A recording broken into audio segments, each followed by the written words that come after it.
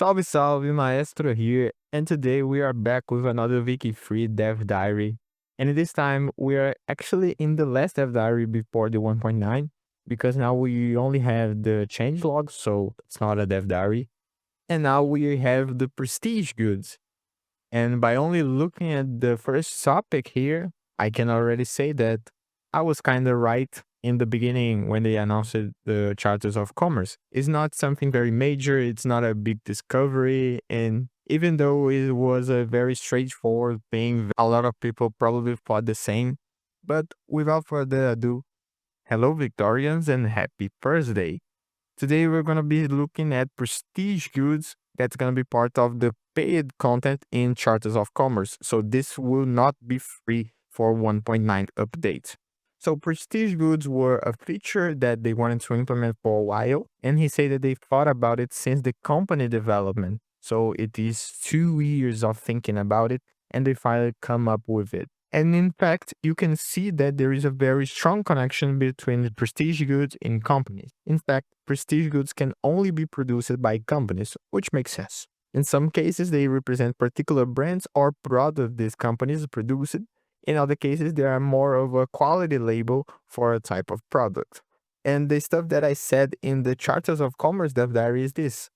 Prestige goods are variants of existing goods, not new goods. So, champagne is a prestige good variant for a regular wine. So, the game will deal with it as it's a normal wine, but probably will have some modifiers and justice. Of course, this is the more efficient, easy, and straightforward implementation of this. And like, they don't need to overcomplicate this, right? So, how are prestige goods produced? Companies can only ever produce one prestige good type. A company that is prosperous will be able to produce their assigned prestige good. So, what makes them truly unique is that they made sure to include about 50 historical examples of goods and companies that were iconic for the Victorian era. For example, the manufacturer d'Armes Saint-Étienne company in France will start produce the prestige good Saint-Étienne rifles instead of regular small arms as soon as they hit the prosperity threshold, which is something that I don't like. Okay, I can see that they are historical companies, so I can guarantee that this would be a prestigious good, but at least there should be a span of time that you will need to keep that prosperity high enough. So if you keep the prosperity of 100 by 2 years, you're gonna unlock the prestige good forever. There should be something like it, not because it is the best, but it's because it just makes sense, right? So hitting the prosperity of 100 is already very easy. So there is no reason for not adding this time span. And they reaffirmed that the only companies that can produce the Saint-Étienne rifles is the manufacturer arms the Saint-Étienne company. And actually, this got me thinking that would be great if they kept some prestige goods locked to placements. So like as an example, champagne, technically, the only champagne produced in the world is produced in the French region of Champagne. Of course, this doesn't make any sense in terms of gameplay, but just for flavor, who would be fun to see something like it.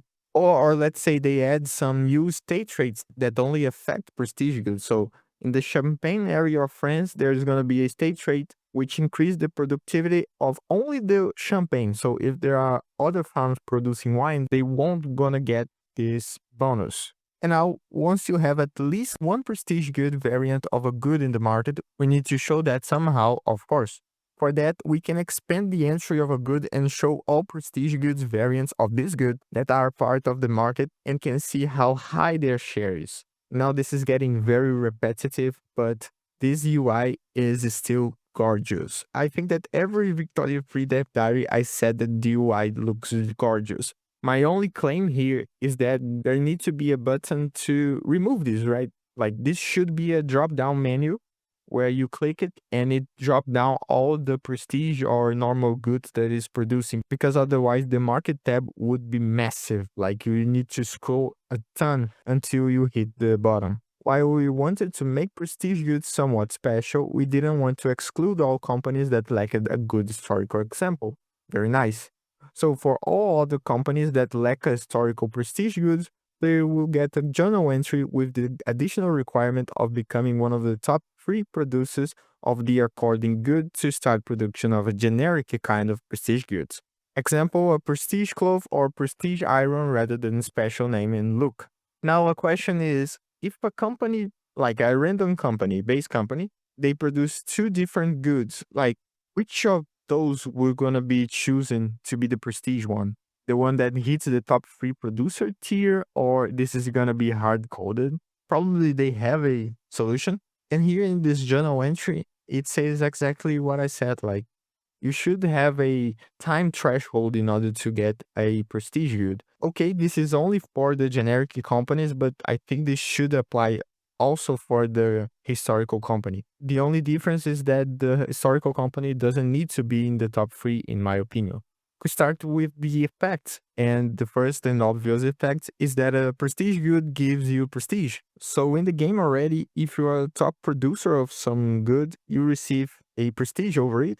But if you produce a prestige good, you're gonna get another boost on your prestige, which makes sense. That's okay. Like, prestige is not a major thing in Victoria 3, so it's just numbers going up. But that's not the only thing, of course. On the world market, prestige goods provide a trade advantage bonus based on the percentage of goods of that type that are prestige goods. Exactly. If you remember in the video that I read the Charter of Company Dev Diary, I said that prestige goods would have a trade advantage. And that's exactly what they're doing this. This calculation is market area based. So, for example, if 50% of all iron in France is a form of prestige good iron, they receive 50 trade advantage on exports from France for that particular prestige goods. But if in one of their colonies the share of prestige good iron is only 25%, exports from that colony would only receive a 25% trade advantage bonus without affecting the exports from France mainland itself. Yeah, we can't get everything right. Initially, I thought that this would be a base percentage, like 25% on trade advantage, doesn't matter where. So they're gonna implement this relative to the amount that is in the market, which is fairly good. Buildings consume prestige goods as input goods too. Based on the share of prestige goods, they are profiting from increased throughput. Oh, so prestige goods also impacts the buyer. That's very, very great. Like, I didn't expect that, which makes sense, of course, because if you want to buy a prestige good, it's for a reason.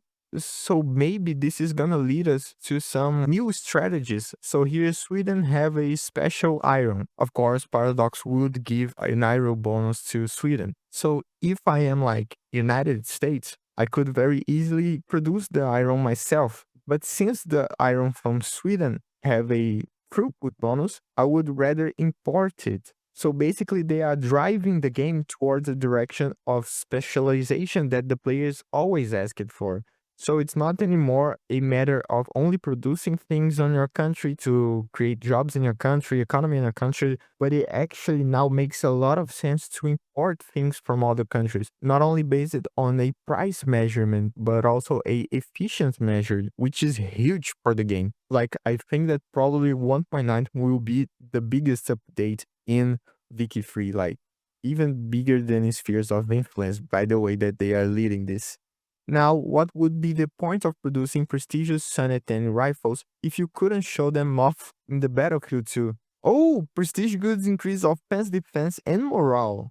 Oh, this is very really great. Like, there are a lot of goods that are used in the battlefield, not only small arms, cannons, but you can put sugar, tobacco, opium, grains, like a lot of stuff is used in the military. Man, they need to increase the number of companies. I think the maximum is 8 if you have laissez-faire. They need to increase it to like 12, I don't know. Maybe this will impact the performance, but companies are much, much important now to be only limited to 8. Finally, Pops also heard about the new shiny prestige goods, and they want them. As you may know, goods that are consumed by Pops are organized in a couple of need categories, example basic food or luxury drinks. Within a category, Pops will consume more of a particular good depending on how much of it is a prestige good. For example, if you have a lot of champagne, say 80%, but none of the other goods in the luxury drinks category has any prestige goods, Pops will shift some of their spending from tea and coffee towards wine. If all goods were prestige goods, nothing would change about their spending. Additionally, we also increase the chance of ops getting obsessed with a particular good, increasing with the percentage of prestige goods variants of that good. And our closing thought, alright, that's our walkthrough for the new prestige goods mechanic. I'd like to end today by showcasing some of the fantastic work that our 2D artists have done to make these new prestige goods shine. And this is something that needs to be said, like the Victoria Free artist team are gold, like literally gold. Probably they are the best in Paradox because this is insane. The game is beautiful itself, but the icons and the loading screens, everything in this game is beautiful. So that's all for today. I will spend a lot of time just by looking at these icons, but you can do that in your home. These prestige goods are much better than I thought, and I'm very excited for 1.9, being honest. And it will launch in 2 weeks, I guess. So fantastic news. I hope you liked the episode, and I hope I helped you to understand the Dev Diary and you liked my ideas. Comment, like, subscribe, and I'll see you next time. Bye.